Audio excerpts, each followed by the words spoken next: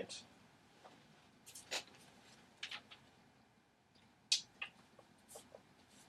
Just make sure these are in order.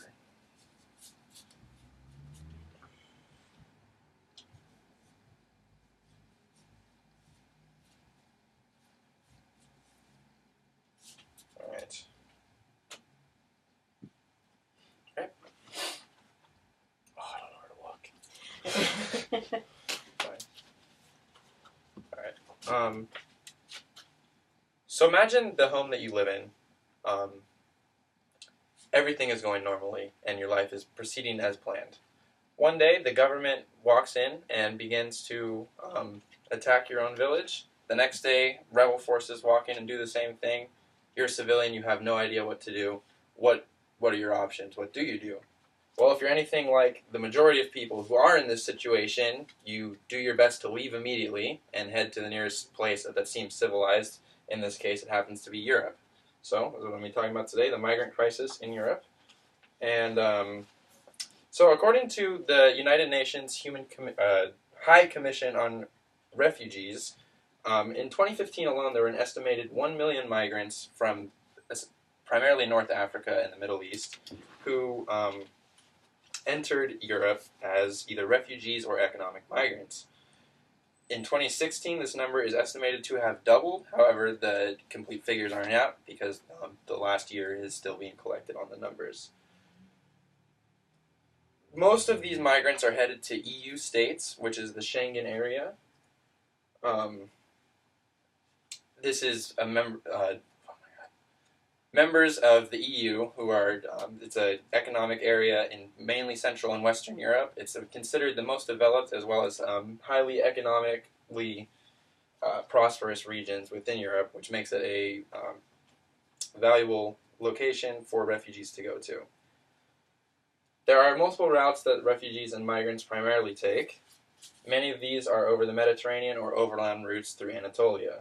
As can be seen here, the Schengen area is shown on the left, which is primarily the countries which the migrants are headed to. So a little background on exactly what is going on with the migrants, more so.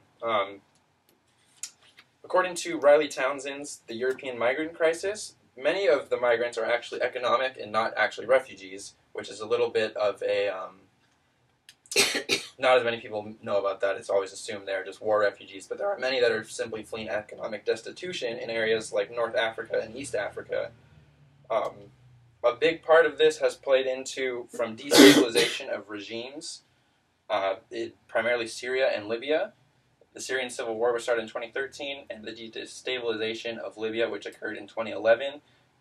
Both of those, Assad and Gaddafi's regimes, played a large role in, while they were a little brutal, they did keep things in control enough that people didn't feel the need to just leave. They felt like they could live in their country still at the same time.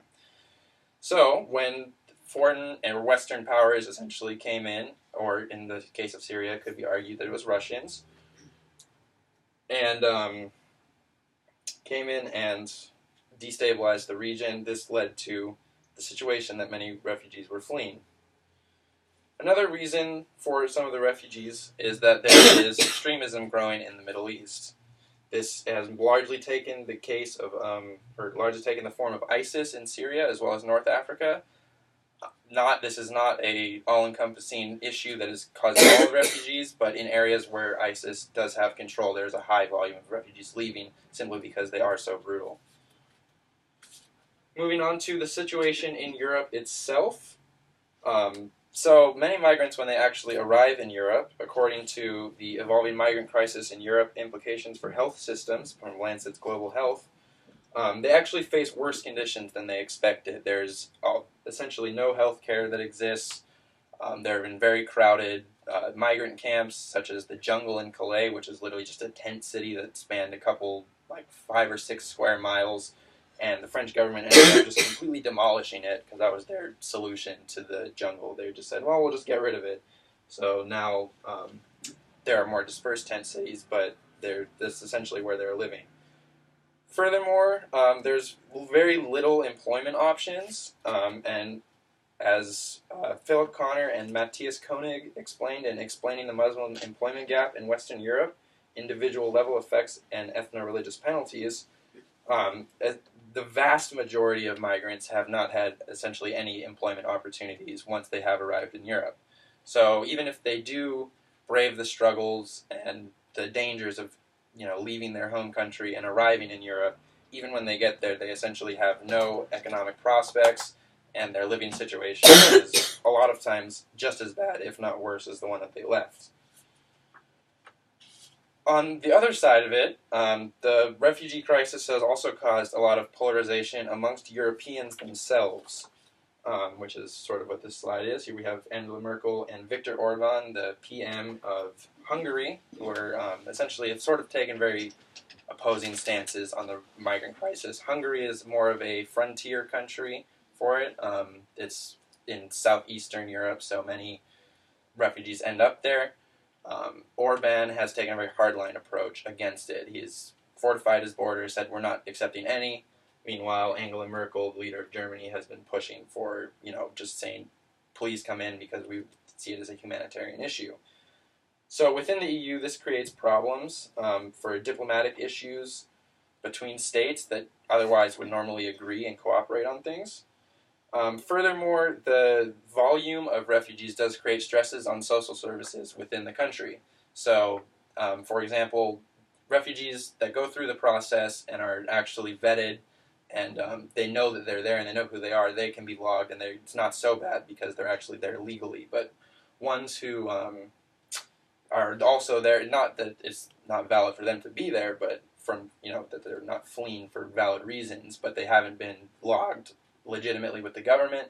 A lot of times they are still receiving health services that people are paying for, and no one knows who they are or where they come from or where they could be going. So it creates an accountability issue as well as an economic issue for the people of Europe.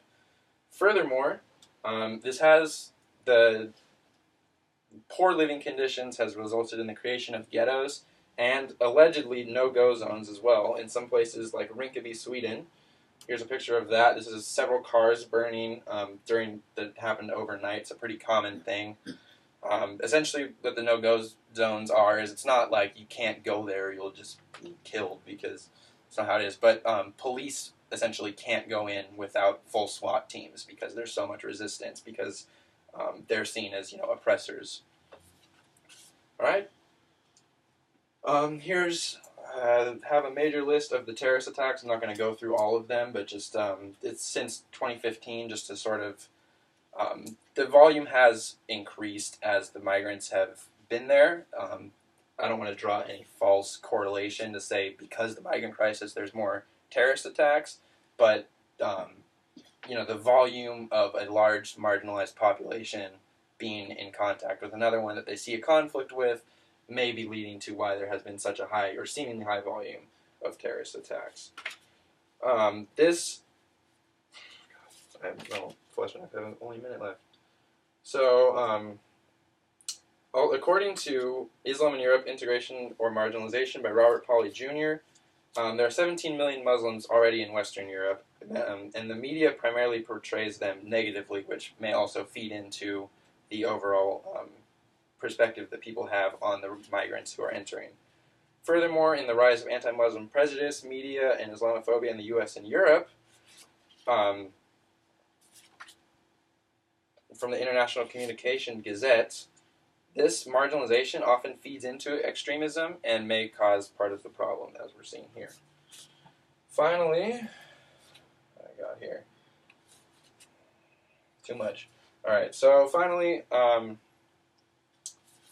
the European response has been, in addition to not just civilian, there has been a response on a political side with the rise of populism, which is seen in movements like Brexit and the National Front in France as well.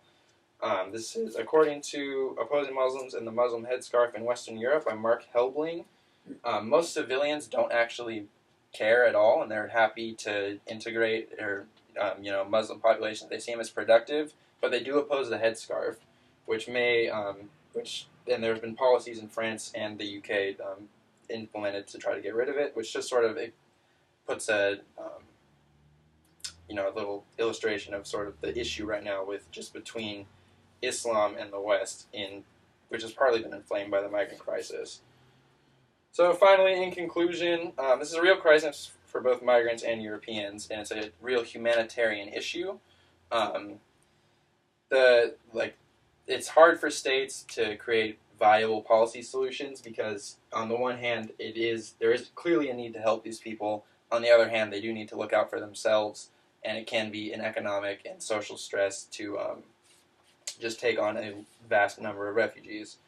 So in the end, it's difficult to see any solution, and I doubt it will be solved anytime soon. But that being said, it's likely that more states within Europe will try to leave the EU as the crisis goes on, and yeah, that's about it. I went a little long there, didn't I?